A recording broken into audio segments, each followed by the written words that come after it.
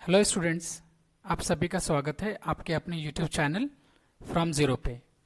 इस चैनल के थ्रू हमारी यह कोशिश है कि हम मैथ्स के कुछ इंपॉर्टेंट कॉन्सेप्ट्स को और इजी एंड जॉयफुल बना सकें आपके लिए। इससे पहले वाली वीडियो में हम कवर कर चुके हैं कि वन वन और इंजेक्टिव फंक्शन क्या होता है। यह वीडियो उसी की कंटिन्यूएशन है। जिन्होंने अभी तक उस वीडियो को नहीं देखा है उनके लिए हम डिस्क्रिप्शन में उस वीडियो का लिंक प्रोवाइड करवा देंगे, आप वहां से उस वीडियो को देख सकते हैं। इस वीडियो में हम लोग वन वन और इंजेक्टिव फंक्शन के कुछ एग्जाम्पल्स को कवर करेंगे। इसी क्रम में आज का हमारा पहला एग्जाम्पल है, जैसा कि आप लोग अपने स्क्रीन पे देख पा रहे होंगे। Check the injectivity of the function f such that from R to R defined by f of x equals to 9 plus 5x। तो इसका डोमेन है R और कोडोमेन है R।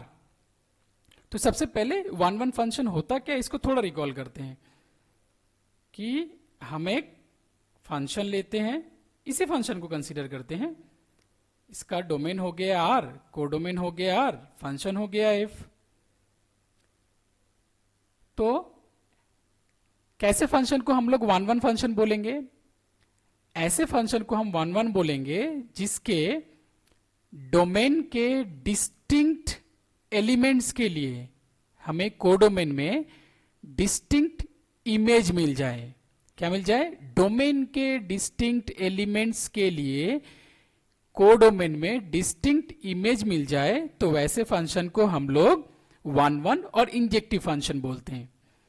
सपोज हमने डोमेन से लिया x1 और x2, तो इस x1 का इमेज अंडर f कोडोमेन में हो जाएगा f ऑफ x1, और इस x2 का इमेज अंडर f इन कोडोमेन हो जाएगा f ऑफ x2।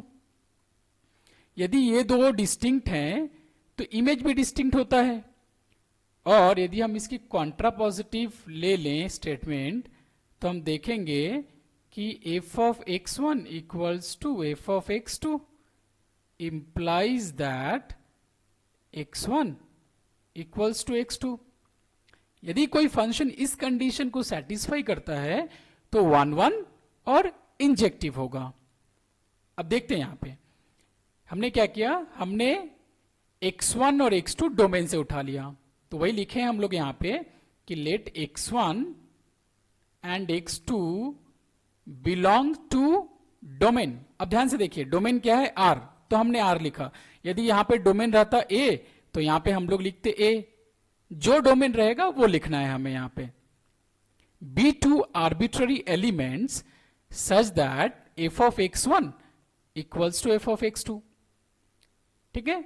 अब देखिए अंडर दिस फंक्शन यदि आप x रखेंगे तो क्या हो जाएगा आपका? ध्यान से देखिए, हो जाएगा आपका 9 प्लस 5x। तो ये हो जाएगा 9 प्लस 5x। यदि आप x1 रखेंगे तो क्या होगा अंडर f? अंडर f होगा 9 प्लस 5x1। यदि आप x2 रखेंगे तो क्या होगा अंडर f? 9 plus 5x2। क्या हो रही है? सिर्फ x will be replaced by x1। ध्यान से देखिए, ये एलिमेंट है, ये भी एलिमेंट है, ये भी एलिमेंट है। तो x की जगह पे x1 आ जाएगी इस केस में, और x की जगह पे x2 आ जाएगी इस केस में। अब क्या कर रहे हैं, ये वैल्यू को प्लग इन कर देंगे हम यहाँ पे। f ऑफ x1 बराबर कितना आया? 9 plus 5x1। f of x2 बराबर कितना आया? 9 प्लस 5x2। अब ये 9 will get cancelled out, then we are left with 5x1 equals to 5x2। Next step में ये भी कैंसल आउट हो जाएगी, then we are left with x1 equals to x2। यही डिजायरेबल था and we have got this. तो इसका मतलब क्या हो जाएगा, ये जो गिवन फंक्शन है ये वन वन और इंजेक्टिव फंक्शन होगी। अच्छा, मैं आपको एक शॉर्टकट ट्रिक बता देता हूं। ये जो फंक्शन आप देख रहे हैं ना, ये फंक्शन इस फॉर्मेट पे बैठी हुई है, b plus a x, b a not equals to 0 R. ध्यान से देखिएगा, ऐसे फंक्शन को हम लोग लीनियर फंक्शन बोलते हैं। क्या बोलते हैं? ऐसे फंक्शन को हम लोग लीनियर फंक्शन बोलते हैं। यहां पे ध्यान से देखिएगा, x की डिग्री कितनी है? 1। x की डिग्री आपको दिखी 1, और यदि 1 डिग्री है, यदि आप इसका ग्राफ बनाएंगे तो आपको एक लाइन मिलता है, और इस लाइन के कारण ही ऐसे फंक्शन को लीनियर फंक्शन बोलते हैं। ध्यान से देखिएगा, b plus a x, B कुछ भी हो सकता है, पॉजिटिव रियल नंबर हो सकता है, नेगेटिव रियल नंबर हो सकता है, जीरो भी हो सकता है। ए जीरो को छोड़ के कुछ भी हो सकता है, पॉजिटिव रियल नंबर हो सकता है, नेगेटिव रियल नंबर हो सकता है। ठीक है, इस केस में हमारा बी हो गया 9 और ए हो गया हमारा 5, तो ये लीनियर फंक्शन हुई। अच्छा, याद रखिएगा, जो लीनियर फंक्शन होती है, यदि आप लीनियर फंक्शन ले लेंगे तो ये ऑलवेज 1-1 फंक्शन होता है, या जिसको आप इंजेक्टिव भी बोलते हैं। ठीक है, यदि आप कोई लीनियर फंक्शन ले लेंगे तो लीनियर फंक्शन क्या हो जाएगा? लीनियर फंक्शन ऑलवेज 1-1 होता है। अब एग्जाम्पल 2 को कवर करते हैं। एग्जाम्पल 2 क्या है? Check the injectivity of the function f such that z from z to z, मतलब सेट ऑफ इंटीजर से सेट ऑफ इंटीजर पे, defined by f of x equals to x square. हमें इसकी injectivity check करनी है। वही method है, क्या मानेंगे हम लोग? जैसा हम पिछले केस में मान चुके हैं वही मानेंगे। Let x1 x2 x2 belong to domain. अब इस केस में डोमेन क्या है? सेट ऑफ इंटीजर्स, तो हम सेट ऑफ इंटीजर्स को लिखेंगे be two arbitrary elements such that f of x1 equals to f of x2। अब ध्यान से फंक्शन को देखिए, f of x equals to x square है, इसका मतलब x होने पे अंडर f ये क्या हो जाता है? x square. तो x1 यदि आप कंसीडर करोगे अंडर f, तो ये क्या हो जाएगा? x1 का स्क्वायर। यदि x2 लेते हो आप तो क्या हो जाएगा? x2 का स्क्वायर। तो यही वैल्यूज अब क्या करेंगे? हम प्लग इन कर दीजिए यहाँ पे। f of x1 is x1 का square, f of x2 is x2 का स्क्वायर। तो x1 क्या होगा? x1 equals to plus minus square root of x2 का स्क्वायर। अब याद रखिएगा, ये जो वैल्यू होती है ये वाली, ये नॉन नेगेटिव होती है, मतलब इसकी वैल्यू 0 या 0 से बड़ी होगी, ये कभी भी नेगेटिव नहीं होता। और ये जो प्लस माइनस आती है, ये इस डिग्री के कारण आती है, जो फंडामेंटल थ्योरम ऑफ एल्जेब्रा बताती है। 2 डिग्री 2 सॉल्यूशंस, तो हमें क्या मिल गया? x1 is equal to plus minus x2। That means क्या है? ध्यान से देखिएगा, x1 की 2 पॉसिबिलिटी आ गई। एक पॉसिबिलिटी है x1 इक्वल्स टू x2, और दूसरी पॉसिबिलिटी है x1 equals to minus x2। But हमें तो डिजायरेबल है सिर्फ और सिर्फ x1 इक्वल्स टू x2। यहां पे और एक कंडीशन एक्स्ट्रा आ रहा है, इसका मतलब वो डिजायरेबल जो कंडीशन है उसको सेटिस्फाई नहीं कर रही है। तो ये क्या होगी? ये 1-1 नहीं होगी। अच्छा, यदि ये 1-1 नहीं होगी तो क्या होगी? ये मेनी वन फंक्शन होगी। यदि कोई फंक्शन 1-1 नहीं होता है तो वो क्या होता है? वो मेनी वन फंक्शन हो जाता है। ठीक है? अच्छा, इसको और एक मेथड से हम कर सकते हैं, जिसको आप पिक्टोरियल मेथड बोल लीजिए या एरो डायग्राम बोल लीजिए। ध्यान से देखिएगा, इसका डोमेन है सेट ऑफ इंटीजर्स और कोडोमेन भी है सेट ऑफ इंटीजर्स, और फंक्शन है f equals to f of x equals to x square. देखिए, there are infinite elements in the set of z। Set of integers में infinite elements होते हैं, so it is not possible to write each and every element. So for the sake of simplicity we are writing very few elements. Suppose -1, 0, 1 we have considered here, and like here also we have considered like this, suppose like -1 and 0 and 1, it is going on. There are infinite elements. अब ध्यान से देखिए इस चीज को, under this function -1 कहां जाएगा, तो f ऑफ -1 क्या होगा, रूल है जो भी रहेगा उसका स्क्वायर, तो -1 का स्क्वायर करेंगे तो वो 1 ही होगा। f ऑफ 0 मतलब 0 का स्क्वायर वो 0 हो जाएगा। f ऑफ 1 करेंगे तो 1 का स्क्वायर दैट इज 1 इटसेल्फ। तो अभी असाइनमेंट करते हैं, एरो डायग्राम कर लीजिए इसका। -1 is assigned with 1, 0 is assigned with 0 and 1 is assigned with 1। अब ध्यान से देखिए ये जो है -1, 1 और 1, ये आपको ध्यान से देखिए, इस चीज को देखिए आप ध्यान से, ये 1-1 पैटर्न को फॉलो नहीं कर रही है। इंजेक्टिव वाला केस, एक इंजेक्शन आप 2 आदमी को लगा दिए तो इंजेक्टिविटी पैटर्न फॉलो नहीं होगी यहां पे, ठीक है। और मैंने बताया था कि यदि फंक्शन कन्वर्ज हो जाए, यदि फंक्शन कन्वर्ज हो जाए तो वो कभी भी 1-1 नहीं होती, ठीक है। देखिए ध्यान से, ये कन्वर्ज हो रहा है, कन्वर्ज हो रहा है, यदि फंक्शन कन्वर्ज हो जाए तो वो कभी भी 1-1 नहीं होती है। तो ये क्या हुए, ये कौन सा फंक्शन हुआ, ये 1-1 नहीं हुआ, ये मेनी वन फंक्शन हुआ। अब तीसरे एग्जाम्पल को कंसीडर करते हैं। तीसरा एग्जाम्पल क्या है, check the injectivity of the function n such that from n to n, मतलब एक फंक्शन है जिसका डोमेन है सेट ऑफ नेचुरल नंबर्स और कोडोमेन है set of natural numbers defined by, यदि ऑड हुआ, ध्यान से देखिएगा, यदि ऑड नंबर हुआ तो हम इसको कंसीडर करेंगे, इवन नंबर हुआ तो हम इसको कंसीडर करेंगे।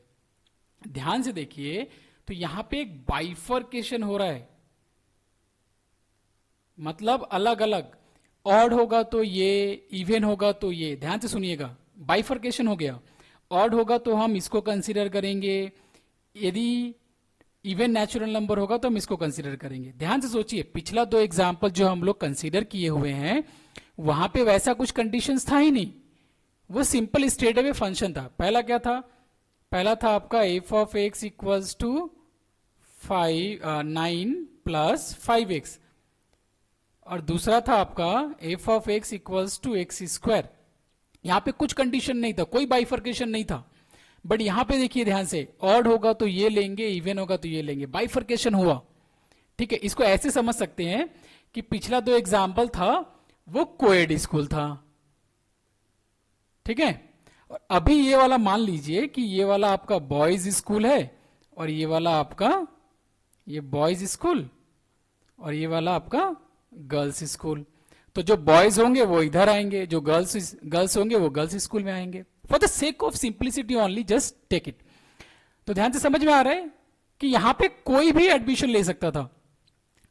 ये फंक्शन को इस हिसाब से समझिए, कोएड स्कूल था, कोई भी एडमिशन ले सकता था, मतलब कुछ भी रियल नंबर डालो उसमें डाल सकते हो आप, कोई इशू नहीं होगी। बट यहां पे बाइफर्केशन है।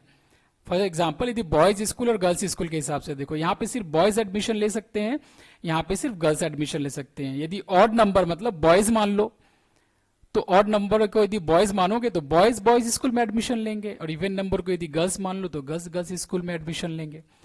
तो यहां पे एक बाइफर्केशन हो रहा है। तो ये केस पिछले 2 केस से डिफरेंट है, इसका मतलब, ठीक है। इतना तक तो समझ में आ गया होगा। अच्छा, अब ध्यान से देखिए, जहां पे डिफरेंट ऐसा आपको बाइफर्केशन मिले तो कैसे इसको टैकल करते हैं। अच्छा, मैं यदि आपको बोलूं आप कोई भी 2 नेचुरल नंबर ले लीजिए, आप कोई भी 2 नेचुरल नंबर ले लीजिए, कोई भी 2, तो कोई बोलेंगे सर हम इवन ले सकते हैं, बहुत बढ़िया, 2 नेचुरल नंबर आप इवन ले सकते हैं। कोई बोलेंगे कि सर हम 2 नेचुरल नंबर ऑड ले सकते हैं, बहुत बढ़िया। कोई बोलेंगे सर हम 1 इवन और 1 ऑड लेंगे, ठीक है। क्या हो सकता है, मैं यदि आपको बोलूं कि आपको 2 नेचुरल नंबर चूज करने हैं तो आप इवन चूज कर सकते हो, आप ऑड ऑड चूज कर सकते हो, आप इवन ऑड चूज कर सकते हो। तो हमको तीनों ही केस कंसीडर करना होगा, इवन इवन कंसीडर करना होगा, ऑड ऑड कंसीडर करना होगा और इवन ऑड कंसीडर करना होगा। तो पहला केस हम कंसीडर कर रहे हैं जिसमें दोनों ही नंबर इवन यदि आप चूज करते हो, तो वही हमने लिखा केस 1 में कि let x1 comma x2 belong to domain, यहां पे डोमेन n है तो हमने n लिखा, b2 arbitrary even number such that, ये पता ही है पिछले दो एग्जांपल्स में कर रहे हैं। तो अभी क्या हो गया, x1 और x2 दोनों ही इवन नंबर्स हो गए, मतलब ये बॉयज स्कूल वाला सॉरी गर्ल्स स्कूल वाला पार्ट हो गया ये। अब ध्यान से देखिए, f of x1 equals to f of x2, तो n इवन होने पर क्या होता है, n बाई 2, इवन होने पर क्या हो जाएगा, n बाई 2, तो x1 होगा तो क्या हो जाएगा, तो अंडर f ये हो जाएगा x1 बाई 2, और x2 होगा तो अंडर f क्या हो जाएगा, x2 बाई 2। वही हमने लिखा, प्लग इन कर दिया वैल्यू को, 2 विल गेट कैंसल्ड आउट, और उसके बाद x1 इक्वल्स टू x2 मिल गया। अभी और दो केसेस हमें कंसीडर करने हैं, हम यहां से नहीं बोल सकते कि ये 1-1 हो गया, अभी और दो केसेस हम कंसीडर करेंगे, उसके बाद देखेंगे कि ये 1-1 होता है या नहीं होता है। अब हम लोग केस 2 और केस 3 को कंसीडर करेंगे। तो हमारा इवन इवन वाला हो गया, अभी हम क्या करेंगे, ऑड ऑड वाला, ठीक है, इसको करेंगे। तो वही है कि let x1 x2 belong to domain, in domain है तो वो लिख दिए, b2 arbitrary odd numbers such that f of x1 equals to f of x2, वो बॉयज स्कूल वाला पार्ट।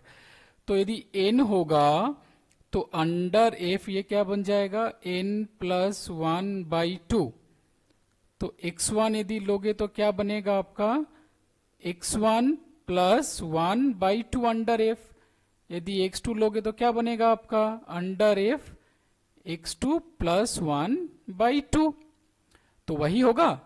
तो f ऑफ x1 के जगह पे प्लग इन कर देंगे इसको, f ऑफ x2 के जगह पे प्लग इन कर देंगे, फिर ये 2 कैंसल आउट हो जाएगा, x1 plus 1 equals to x2 plus 1, ये 1 कैंसल आउट हो जाएगा, तो we are getting x1 equals to x2। तो देखिए हम कर क्या रहे हैं, हम ऑल पॉसिबिलिटीज को कंसीडर कर रहे हैं। इवन इवन होगा तो x1 equals to x2, odd odd choose करते हैं तो x1 इक्वल्स टू x2, यहां पे कोई प्रॉब्लम नहीं है, ठीक है। अब थर्ड केस में आते हैं। मान लो कि मैंने आपको बोला कि आप x1 और x2 चूज कीजिए, तो कोई बोलेगा सर हम x1 को इवन ले सकते हैं, x2 को ऑड ले सकते हैं। कोई बोलेगा क्यों सर, हम x1 को ऑड ले लें, x2 को इवन ले लें। तो आपकी जो मर्जी है वो ले सकते हैं आप, ठीक है। आप x1 को इवन ले लीजिए, x2 को ऑड ले लीजिए, या x1 को ऑड ले लीजिए, x2 को इवन ले लीजिए, जो मन चाहे वो ले लीजिए, ठीक है।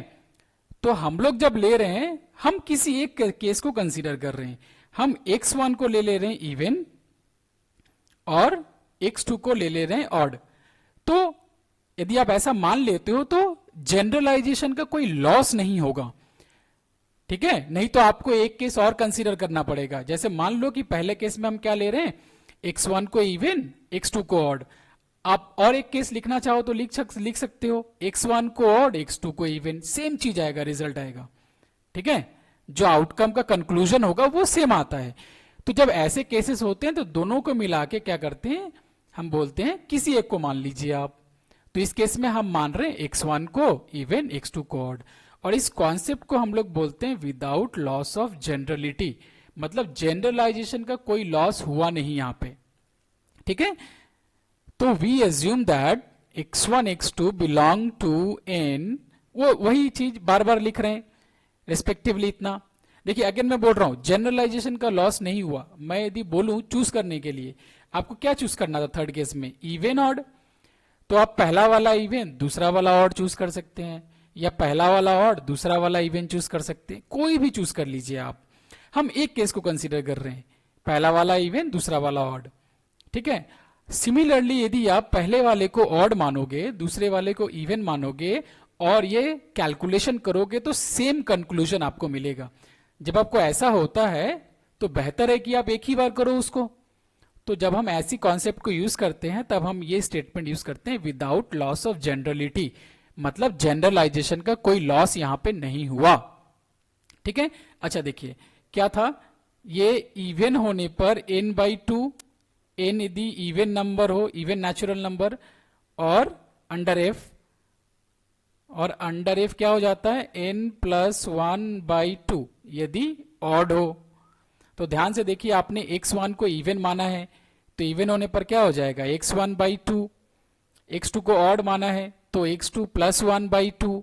अब ये this two will get cancelled out, तो we are getting x1 equals to x2+1। तो हम बोल सकते हैं यहां से कि x1 is not equal to x2। ठीक है, x1 is not equal to x2।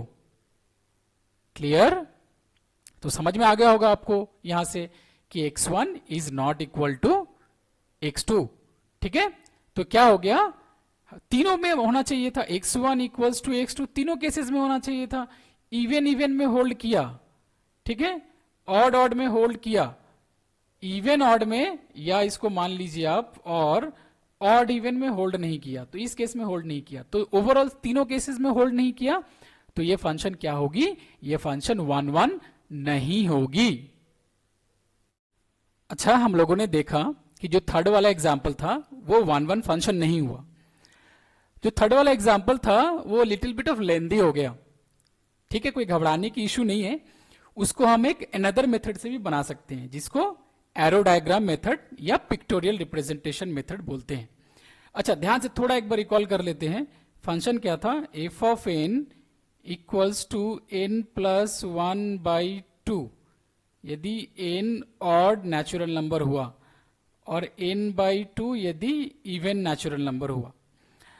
तो यदि हम 1 लेते हैं, यदि n इक्वल्स टू, यदि आप 1 लोगे तो ये ऑड हो गया, तो ऑड हो गया तो हम ऊपर वाले को चूज करेंगे, क्योंकि ऑड होने पर हमें ऊपर वाला लेना है। तो एफ ऑफ 1 क्या हो जाएगा, 1+1/2 2/2 दैट इज 1। ठीक है, अच्छा अब लेते हैं n इक्वल्स टू 2। 2 एक इवन नंबर है, तो इवन नंबर होने पर ये वाला लेंगे, तो एफ ऑफ 2 इक्वल्स टू 2/2 तो 1। तो क्या हो गया, 1 लोगे, यदि n 1 लोगे तो ये क्या हो जाएगा, 1 लेने पर 1, 2 लेने पर भी 1 आ रहा है। सिमिलरली यदि आप 3 ले लीजिए, 3 क्या है, ऑड है, तो ऑड होगा तो ऊपर वाला लेंगे, तो एफ ऑफ 3 कितना आएगा, 3+1/2, 3+1 4, 4/2 2। ठीक है, देखिए 3 2 पे गया। उसी तरीके से यदि 4 ले लीजिए तो 4 आपका है इवन नंबर, तो इवन नंबर होने पर ये नीचे वाले को लेंगे, तो एफ ऑफ 4 क्या आएगा, 4/2 2। ध्यान से देखिए 4 गया 2 पे। इसी तरीके से ये प्रोसेस कंटिन्यू होगी। तो हम सबको तो नहीं लिख पाएंगे, few elements we have taken. अब उस फंक्शन एफ को हम लोग यहाँ पे कंसीडर कर रहे हैं। डोमेन हो गया n, कोडोमेन हो गया n, एलिमेंट्स लिख दिए, it starts with 1, it starts with 1। ध्यान से देखिए 1 कहां पे गया, 1 1 पे गया, देखिए ध्यान से 1 1 पे हो रहा है, तो 1 1 के साथ असाइंड हुआ, 2 भी 1 पे जा रहा है, 2 1 के साथ असाइंड हुआ, 3 2 पे जा रहा है, 3 2 के साथ असाइंड हुआ, 4 2 पे जा रहा है, 4 2 के साथ असाइंड हुआ। ध्यान से देखिए कन्वर्जेंट टाइप हो गया, ये कन्वर्जेंट टाइप हो गया। और याद कीजिए यदि कन्वर्जेंट टाइप होता है तो फंक्शन 1 1 नहीं होगा, वो मेनी 1 हो जाता है। ठीक है, फंक्शन 1 1 नहीं होता, मेनी 1 हो जाता है। अब देखो ये वाला ज्यादा इजी लग रही होगी आई थिंक। ठीक है, तो it's totally up to you, आपको जो भी मेथड इजी लगे आप उसको यूज कर सकते हैं। ठीक है, clear? Thank you all and have an awesome day ahead.